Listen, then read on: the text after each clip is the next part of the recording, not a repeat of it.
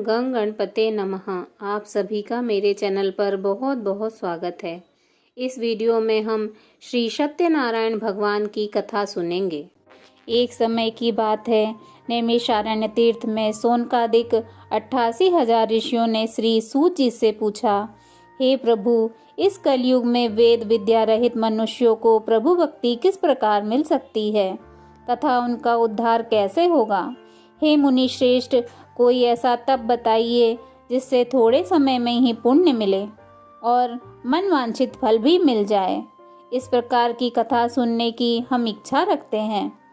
सर्वशास्त्रों के ज्ञाता सूत जी बोले, हे वैष्णव में पूज्य, आप सभी ने प्राणियों के हित की बात पूछी है, इसलिए मैं एक ऐसे श्रेष्ठ व्रत को आप लोगों को बताऊंगा जिसे नारद जी ने श्री लक्ष्मी नारायण जी से पूछा था और लक्ष्मीपति ने मुनि श्रेष्ठ नारद जी से कहा था। आप सभी से ध्यान से सुनिए। एक समय की बात है, योगी राज नारद जी दूसरों के हित की इच्छा लिए अनेकों लोकों में घूमते हुए मृत्यु लोक में आ पहुँचे। यहाँ उन्होंने अनेक योनियों में जन्मे प्रायः सभी मनुष्यों को अपने कर्मों द्वारा अनेकों दुखों से पीड़ित देखा। उनका दुख देखकर नारद जी सोचने लगे कि कैसा यत्न किया जाए जिसके करने से निश्चित रूप से मानव के दुखों का अंत हो जाए। इसी विचार पर मनन करते हुए वह विष्णु लोक में गए। वहाँ वह देवों के ईश भगवान श्री नारायण की स्तुति करने लगे, जिनके हाथों में शंख चक्र गदा और पद्म थे, गले में वरमाला पहने हुए थे। स्तुति करते हुए नारद जी बोले, हे भगवान, आप अत्यंत शक्ति से संपन्न हैं। मन तथा वाणी भी आपको नहीं पा सकती। आपका आदि मध्य तथा अंत नहीं है। निर्गुण स्वरूप सृष्टि के कारण भक्तों के दुख को दूर करने वाले आपको मेरा नमस्कार है। नारद जी की स्तुति सुनकर श्री हरि विष्णु जी बोले, हे मुनि श्रेष्ठ, आपके मन में क्या बात है? आप किस काम के लिए मेरे पास पधारे हैं? उसे निसंकोच कहिए। इस पर नारद मुनि बोले कि मृत्यु लोक में अनेक योनियों में जन्मे मनुष्य अपने कर्मों के द्वारा अनेक दुखों से दुखी हो रहे हैं। हे नाथ, आप मुझ पर दया रखते हैं तो बताइए कि वो मनुष्य थोड़े प्रयास से ही अपने दुखों से कैसे छुटकारा पा सकते हैं। श्री हरि विष्णु जी बोले, हे नारद, मनुष्यों की भलाई के लिए तुमने बहुत अच्छी बात पूछी है। जिसके करने से मनुष्य मोह से छूट जाता है, वह बात मैं कहता हूँ, उसे सुनो। स्वर्गलोक व मृत्यु लोक दोनों में एक दुर्लभ उत्तम व्रत है जो पुण्य देने वाला है। आज प्रेमवश होकर मैं उसे तुमसे कहता हूँ। श्री सत्यनारायण भगवान का यह व्रत अच्छी तरह विधान पूर्वक करके मनुष्य तुरंत ही यहाँ सुख भोग कर मरने के उपरांत मोक्ष प्राप्त करता है। श्री हरि के वचन सुनकर नारद जी बोले कि उस उत्तम व्रत का फल क्या है और उसका विधान क्या है? यह व्रत किसने किया था? इस व्रत को किस दिन करना चाहिए? सभी कुछ विस्तार से बताइए। नारद जी की बात सुनकर श्री हरि बोले, दुख व शोक को दूर करने वाला यह व्रत सभी स्थानों पर विजय दिलाने वाला है। मानव को भक्ति व श्रद्धा के साथ शाम को श्री सत्यनारायण भगवान की पूजा धर्मपरायण होकर ब्राह्मणों व बंधुओं के साथ करनी चाहिए। भक्ति भाव से ही नैवेद्य, केले का फल, घी, दूध और गेहूं का आटा सवाया लें। गेहूं के स्थान पर साठी का आटा, शक्कर तथा गुड़ लेकर वह सभी भक्षण योग्य पदार्थों को मिलाकर भगवान को भोग लगाएं। ब्राह्मणों सहित बंधु बांधवों को भी भोजन कराएं। उसके बाद स्वयं भोजन करें। भजन कीर्तन के साथ भगवान की भक्ति में लीन हो जाएं। इस तरह से ही सत्यनारायण भगवान का यह व्रत करने पर मनुष्य की सारी इच्छाएं निश्चित रूप से पूर्ण होती हैं। इस कलिकाल अर्थात कलयुग में मृत्यु लोक में मोक्ष का यही एक सरल उपाय बताया गया है। इति श्री सत्यनारायण व्रत कथा का प्रथम अध्याय संपूर्ण। बोलिए श्री सत्यनारायण भगवान की जय। श्री सत्यनारायण भगवान की कथा का द्वितीय अध्याय। श्री सूत जी बोले, हे ऋषियों, जिसने पहले समय में इस व्रत को किया था उसका इतिहास कहता हूँ, ध्यान से सुनो। सुंदर काशीपुरी नगरी में एक अत्यंत निर्धन ब्राह्मण रहता था। भूख प्यास से परेशान वह धरती पर घूमता रहता था। ब्राह्मणों से प्रेम करने वाले भगवान ने एक दिन ब्राह्मण का वेश धारण कर उसके पास जाकर पूछा, हे विप्र, नित्य दुखी होकर तुम पृथ्वी पर क्यों घूमते हो? दीन ब्राह्मण बोला, मैं निर्धन ब्राह्मण हूँ, भिक्षा के लिए धरती पर घूमता हूँ। हे भगवान, यदि आप इसका कोई उपाय जानते हो तो बताइए। वृद्ध ब्राह्मण कहता है कि श्री सत्यनारायण भगवान मनोवांछित फल देने वाले हैं, इसलिए तुम उनका पूजन करो। इसे करने से मनुष्य सभी दुखों से मुक्त हो जाता है। वृद्ध ब्राह्मण बनकर आए श्री सत्यनारायण भगवान उस निर्धन ब्राह्मण को व्रत का सारा विधान बताकर अंतर्ध्यान हो गए। ब्राह्मण मन ही मन सोचने लगा कि जिस व्रत को वृद्ध ब्राह्मण करने को कह गया है, मैं उसे जरूर करूंगा। यह निश्चय करने के बाद उसे रात में नींद नहीं आई। वह सवेरे उठकर सत्यनारायण भगवान के व्रत का निश्चय कर भिक्षा के लिए चला गया। उस दिन निर्धन ब्राह्मण को भिक्षा में बहुत सा धन मिला, जिससे उसने बंधु बांधवों के साथ मिलकर श्री सत्यनारायण भगवान का व्रत संपन्न किया।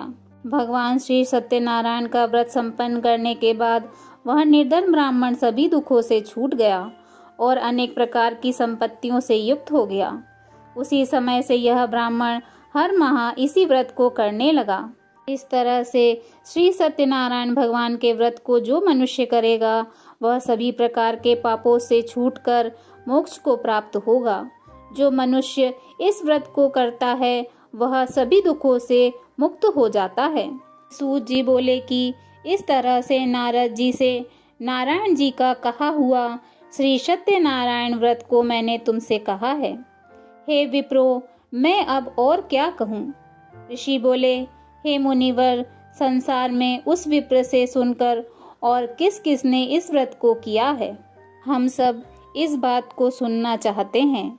इसके लिए हमारे मन में श्रद्धा का भाव है। सूत जी बोले, हे मुनियों, जिस जिसने इस व्रत को किया है वह सब सुनो। एक समय वही विप्र धन व ऐश्वर्य के अनुसार अपने बंधु बांधवों के साथ इस व्रत को करने को तैयार हुआ। उसी समय एक लकड़ी बेचने वाला बूढ़ा आदमी आया और लकड़ियां बाहर रखकर अंदर ब्राह्मण के घर में गया। प्यास से दुखी वह लकड़हारा उनको व्रत करते देख विप्र को नमस्कार कर पूछने लगा कि आप यह क्या कर रहे हैं तथा इसे करने से क्या फल मिलेगा, कृपया मुझे भी बताइए। ब्राह्मण ने कहा कि सब मनोकामनाओं को पूरा करने वाला यह श्री सत्यनारायण भगवान का व्रत है। इनकी कृपा से ही मेरे घर में धन्य धान्य आदि की वृद्धि हुई है। विप्र से श्री सत्यनारायण व्रत के बारे में जानकर लकड़हारा बहुत प्रसन्न हुआ। चरणामृत लेकर वह प्रसाद खाने के बाद वह अपने घर गया। लकड़हारे ने अपने मन में संकल्प किया कि आज लकड़ी बेचने के बाद जो धन मिलेगा उसी से श्री सत्यनारायण भगवान का उत्तम व्रत करूंगा। मन में इस विचार को ले बूढ़ा आदमी सिर पर लकड़ियां रख उस नगर में बेचने गया जहां धनी लोग रहते थे। उस नगर में उसे अपनी लकड़ियों का दाम पहले से 4 गुना अधिक मिलता है। बूढ़ा प्रसन्नता के साथ दाम लेकर केले, शक्कर, घी, दूध, दही और गेहूं का आटा ले और श्री सत्यनारायण भगवान के व्रत की अन्य सामग्रियां लेकर अपने घर गया। वहां उसने अपने बंधु बांधवों को बुलाकर विधि विधान से श्री सत्यनारायण भगवान का पूजन और व्रत किया। व्रत के प्रभाव से वह बूढ़ा लकड़हारा धन, पुत्र आदि से युक्त होकर संसार के समस्त सुखों को भोग अंतकाल में बैकुंठ धाम चला गया। इति श्री सत्यनारायण व्रत कथा का 2वां अध्याय संपूर्ण। बोलिए श्री सत्यनारायण भगवान की जय। सत्यनारायण व्रत कथा 3वां अध्याय। सूत जी बोले, हे श्रेष्ठ मुनियों, अब आगे की कथा कहता हूँ। पहले समय में उल्कामुख नामक एक बुद्धिमान राजा था। वह सत्यवक्ता और जितेंद्रिय था। प्रतिदिन देव स्थानों पर जाता और निर्धनों को धन देकर उनके कष्ट दूर करता था। उसकी पत्नी कमल के समान मुख वाली तथा सती साध्वी थी। भद्रशिला नदी के तट पर उन दोनों ने श्री सत्यनारायण भगवान का व्रत किया। उसी समय साधु नाम का एक वैश्य आया। उसके पास व्यापार करने के लिए बहुत सा धन भी था। राजा को व्रत करते देखकर वह विनय के साथ पूछने लगा, हे राजन, भक्तिभाव से पूर्ण होकर आप यह क्या कर रहे हैं? मैं सुनने की इच्छा रखता हूँ, तो आप मुझे बताएं। राजा बोला, हे साधु, अपने बंधु बांधवों के साथ पुत्र आदि की प्राप्ति के लिए एक महान शक्तिमान श्री सत्यनारायण भगवान का व्रत व पूजन कर रहा हूँ। राजा के वचन सुन साधु आदर से बोला, हे राजन, मुझे इस व्रत का सारा विधान कहिए। आपके कथनानुसार मैं भी इस व्रत को करूँगा। मेरी भी संतान नहीं है और इस व्रत को करने से निश्चित रूप से मुझे संतान की प्राप्ति होगी। राजा से व्रत का सारा विधान सुन व्यापार से निवृत्त हो वह अपने घर को गया। साधु वैश्य ने अपनी पत्नी को संतान देने वाले इस व्रत का वर्णन कह सुनाया और कहा कि जब मेरी संतान होगी तब मैं इस व्रत को करूँगा। साधु ने इस तरह के वचन अपनी पत्नी लीलावती से कहे। एक दिन लीलावती पति के साथ आनंदित हो सांसारिक धर्म से प्रवृत्त होकर श्री सत्यनारायण भगवान की कृपा से गर्भवती हो गई। 10वें महीने में उसके गर्भ से एक सुंदर कन्या ने जन्म लिया। दिनों दिन वह ऐसे बढ़ने लगी जैसे कि शुक्ल पक्ष का चंद्रमा बढ़ता है। माता पिता ने अपनी कन्या का नाम कलावती रखा। एक दिन लीलावती ने मीठे शब्दों में अपने पति को याद दिलाया कि आपने श्री सत्यनारायण भगवान के जिस व्रत को करने का संकल्प लिया था उसे करने का समय आ गया है। आप इस व्रत को करिए। साधु बोला कि हे प्रिय, इस व्रत को मैं उसके विवाह पर करूँगा। इस प्रकार अपनी पत्नी को आश्वासन देकर वह नगर को चला गया। कलावती पिता के घर में रहकर वृद्धि को प्राप्त हो गई। साधु ने एक बार नगर में अपनी कन्या को सखियों के साथ देखा तो तुरंत ही दूतों को बुलाया और कहा कि मेरी कन्या के लिए योग्य वर देख कर आओ। साधु की बात सुनकर दूत कंचन नगर में पहुंचा और वहां देखभाल कर लड़की के सुयोग्य वाणिक पुत्र को ले आया। सुयोग्य लड़के को देख साधु ने बंधु बांधवों को बुलाकर अपनी पुत्री का विवाह कर दिया। लेकिन दुर्भाग्य की बात यह है कि साधु ने अब भी श्री सत्यनारायण भगवान का व्रत नहीं किया। इस पर श्री भगवान क्रोधित हो गए और श्राप दिया कि साधु को अत्यधिक दुख मिले। अपने कार्य में कुशल साधु बनिया जमाई को लेकर समुद्र के पास स्थित होकर रत्नासारपुर नगर में गया। वहां जाकर दामाद ससुर दोनों मिलकर चंद्रकेतु राजा के नगर में व्यापार करने लगे। एक दिन भगवान श्री सत्यनारायण की माया से एक चोर राजा का धन चुराकर भाग रहा था। उसने राजा के सिपाहियों को अपना पीछा करते देख चुराया हुआ धन वहां रख दिया जहां साधु अपने जमाई के साथ ठहरा हुआ था। राजा के सिपाहियों ने साधु वैश्य के पास राजा का धन पड़ा देखा तो वह ससुर जमाई दोनों को बांधकर प्रसन्नता से राजा के पास ले गए और कहा कि उन दोनों चोरों को हम पकड़ लाए हैं, आप आगे की कार्रवाई की आज्ञा दें। राजा की आज्ञा से उन दोनों को कठिन कारावास में डाल दिया गया और उनका सारा धन भी उनसे छीन लिया गया। श्री सत्यनारायण भगवान के श्राप से साधु की पत्नी भी बहुत दुखी हुई। घर में जो धन था उसे चोर चुरा ले गए।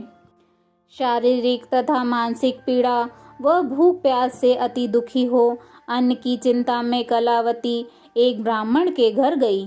वहां उसने श्री सत्यनारायण भगवान का व्रत होते देखा, फिर कथा भी सुनी।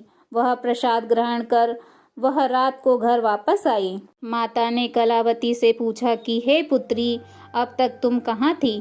तेरे मन में क्या है?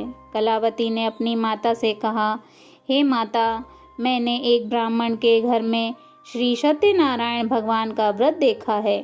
कन्या के वचन सुन लीलावती भगवान के पूजन की तैयारी करने लगी। लीलावती ने परिवार व बंधुओं सहित श्री सत्यनारायण भगवान का पूजन किया और उनसे वर मांगा कि मेरे पति तथा जमाई शीघ्र घर आ जाएं। साथ ही यह भी प्रार्थना करी कि हे प्रभु, हमारा सब अपराध क्षमा करें। श्री सत्यनारायण भगवान इस व्रत से संतुष्ट हो गए और राजा चंद्रकेतु को सपने में दर्शन दे कहा कि हे राजन, तुम उन दोनों वेश्यों को छोड़ दो और तुमने उनका जो धन लिया है उसे वापस कर दो। अगर ऐसा नहीं किया तो मैं तुम्हारा धन, राज्य व संतान सभी को नष्ट कर दूंगा। राजा को यह सब कहकर वह अंतर्ध्यान हो गए। प्रातःकाल सभा में राजा ने अपना सपना सुनाया। फिर बोले कि वाणिक पुत्रों को कैद से मुक्त कर सभा में लाओ। दोनों ने आते ही राजा को प्रणाम किया। राजा मीठी वाणी में बोला, हे महानुभाव, भाग्यवश ऐसा कठिन दुख तुम्हें प्राप्त हुआ है, लेकिन अब तुम्हें कोई भय नहीं है। ऐसा कह राजा ने उन दोनों को नए वस्त्राभूषण भी पहनाए और जितना धन उनका लिया था उससे दुगना धन उनको वापस कर दिया। दोनों वैश्य अपने घर को चल दिए। इति श्री सत्यनारायण व्रत कथा का 3य अध्याय संपूर्ण। बोलिए श्री सत्यनारायण भगवान की जय। सत्यनारायण कथा 4th अध्याय। श्री सूत जी बोले, वैश्य ने मंगलाचार कर अपनी यात्रा आरंभ की और अपने नगर की ओर चल दिया। उनके थोड़ी दूर जाने पर एक दंडी वेशधारी श्री सत्यनारायण ने उनसे पूछा, हे साधु, तेरी नाव में क्या है? अभिवाणी वाणिक हंसता हुआ बोला, हे दंडी, आप क्यों पूछते हो? क्या धन लेने की इच्छा है? मेरी नाव में तो बेल व पत्ते भरे हुए हैं। वैश्य के कठोर वचन सुनकर भगवान बोले, तुम्हारा वचन सत्य हो। दंडी ऐसे वचन कह वहां से दूर चले गए। कुछ दूर जाकर समुद्र के किनारे बैठ गए। दंडी के जाने के बाद साधु वैश्य ने नित्य क्रिया के पश्चात नाव को ऊंची उठते देखकर अचंभा मान और नाव में बेल पत्ते आदि देख वह मूर्छित हो जमीन पर गिर पड़ा। मूर्छा खुलने पर वह अत्यंत शोक में डूब गया। तब उसका दामाद बोला कि आप शोक न मनाएं, यह दंडी का श्राप है, इसलिए हमें उनकी शरण में जाना चाहिए, अभी हमारी मनोकामना पूरी होगी। दामाद की बात सुनकर वह दंडी के पास पहुंचा और अत्यंत भक्तिभाव नमस्कार करके बोला, मैंने आपसे जो असत्य वचन कहे थे उनके लिए मुझे क्षमा दें। ऐसा कहकर महान शोकातुर हो रोने लगा। तब दंडी भगवान बोले, हे वाणिक पुत्र, मेरी आज्ञा से बार बार तुम्हें दुख प्राप्त हुआ है। तू मेरी पूजा से विमुख हुआ। साधु बोला, हे भगवान, आपकी माया से ब्रह्मा आदि देवता भी आपके रूप को नहीं जानते, तब मैं अज्ञानी कैसे जान सकता हूँ? आप प्रसन्न होइए। अब मैं सामर्थ्य के अनुसार आपकी पूजा करूँगा। मेरी रक्षा करो और पहले के समान नौका धन से भर दो। साधु वैश्य के भक्ति पूर्वक वचन सुनकर भगवान प्रसन्न हो गए और उसकी इच्छा अनुसार वरदान देकर अंतर्ध्यान हो गए। ससुर जमाई जब नाव पर आए तो नाव धन से भरी हुई थी। फिर वही अपने अन्य साथियों के साथ श्री सत्यनारायण भगवान का पूजन कर अपने नगर को चल दिए। जब नगर के नज़दीक पहुँचे तो दूत को घर पर खबर देने के लिए भेज दिया। दूत साधु की पत्नी को प्रणाम कर कहता है कि मालिक अपने दामाद सहित नगर के निकट आ गए हैं। दूत की बात सुन साधु की पत्नी लीलावती ने बड़े हर्ष के साथ श्री सत्यनारायण भगवान का पूजन कर अपनी पुत्री कलावती से कहा कि मैं अपने पति के दर्शन को जाती हूँ, तू कार्य पूर्ण कर शीघ्र आ जाना। माता के ऐसे वचन सुन कलावती जल्दी जल्दी में प्रसाद छोड़ अपने पति के पास चली गई। प्रसाद की अवज्ञा के कारण श्री सत्यनारायण भगवान रुष्ट हो गए और नाव सहित उसके पति को पानी में डुबो दिया। कलावती अपने पति को वहां ना पाकर रोती हुई जमीन पर गिर गई। नौका को डूबा हुआ देख वह कन्या को रोता देख साधु दुखी होकर बोला, हे प्रभु, मुझसे और मेरे परिवार से जो भूल हुई है उसे क्षमा करें। साधु के दीन वचन सुनकर श्री सत्यनारायण भगवान प्रसन्न हो गए और आकाशवाणी हुई, हे साधु, तेरी कन्या मेरे प्रसाद को छोड़ कर आई है, इसलिए उसका पति अदृश्य हो गया है। यदि वह घर जाकर प्रसाद खाकर लौटती है तो इसे उसका पति अवश्य मिलेगा। ऐसी आकाशवाणी सुन कलावती घर पहुंचकर प्रसाद खाती है और फिर आकर अपने पति के दर्शन करती है। उसके बाद साधु अपने बंधु बांधवों सहित श्री सत्यनारायण भगवान का विधि विधान से पूजन करता है। इस लोक में सभी सुखों को भोग कर वह अंत में स्वर्ग को प्राप्त करता है। इति श्री सत्यनारायण व्रत कथा का चतुर्थ अध्याय संपूर्ण। बोलिए श्री सत्यनारायण भगवान की जय। श्री सत्यनारायण भगवान की कथा का पंचम अध्याय। श्री सूत जी बोले, हे ऋषियों, मैं और भी एक कथा सुनाता हूँ, उसे भी ध्यान पूर्वक सुनो। प्रजापालन में लीन तुंगध्वज नाम का एक राजा था। उसने भी भगवान का प्रसाद त्याग कर बहुत ही दारुण दुख प्राप्त किया था। एक बार वन में जाकर वन्य पशुओं को मारकर वह बड़ के पेड़ के नीचे आया। वहां उसने ग्वालों को भक्ति भाव से अपने बंधुओं सहित श्री सत्यनारायण भगवान का पूजन करते देखा। अभिमानवश राजा ने उन्हें देखकर भी पूजा स्थान में नहीं गया और ना ही उसने भगवान को नमस्कार किया। ग्वालों ने राजा को प्रसाद दिया, लेकिन उसने वह प्रसाद नहीं खाया और प्रसाद को वहीं छोड़कर वह अपने नगर को चला गया। जब वह नगर में पहुंचा तो वहां सब कुछ तहस नहस हुआ पाया, तो वह शीघ्र ही समझ गया कि यह सब भगवान ने ही किया है। वह दोबारा ग्वालों के पास पहुंचा और विधि पूर्वक पूजा करके प्रसाद को खाया तो श्री सत्यनारायण भगवान की कृपा से सब कुछ पहले जैसा हो गया। दीर्घ काल तक सुख भोगने के बाद मरणों उपरांत उसे स्वर्ग लोक की प्राप्ति हुई। जो मनुष्य परम दुर्लभ इस व्रत को करेगा तो वह भगवान श्री सत्यनारायण की अनुकंपा से उसे धन्य धान्य की प्राप्ति होगी। निर्धन धनी हो जाता है और भय मुक्त हो जीवन जीता है। संतानहीन मनुष्य को संतान सुख मिलता है और सारे मनोरथ पूर्ण होने पर वह मानव अंतकाल में वैकुंठ धाम को जाता है। श्री सूत जी बोले, जिन्होंने पहले इस व्रत को किया है, अब उनके दूसरे जन्म की कथा कहता हूँ। वृद्ध सतानंद ब्राह्मण ने सुदामा का जन्म लेकर मोक्ष की प्राप्ति की। लकड़हारे ने अगले जन्म में निषाद बनकर मोक्ष प्राप्त किया। उल्कामुख का राजा दशरथ होकर वैकुंठ को गए। साधु नाम के वैश्य ने मोरध्वज बनकर अपने पुत्र को आरे से चीरकर मोक्ष प्राप्त किया। महाराज तुंगध्वज ने स्वयंभू होकर भगवान में भक्ति युक्त हो कर्म कर मोक्ष पाया। इति श्री सत्यनारायण व्रत कथा का पंचम अध्याय संपूर्ण।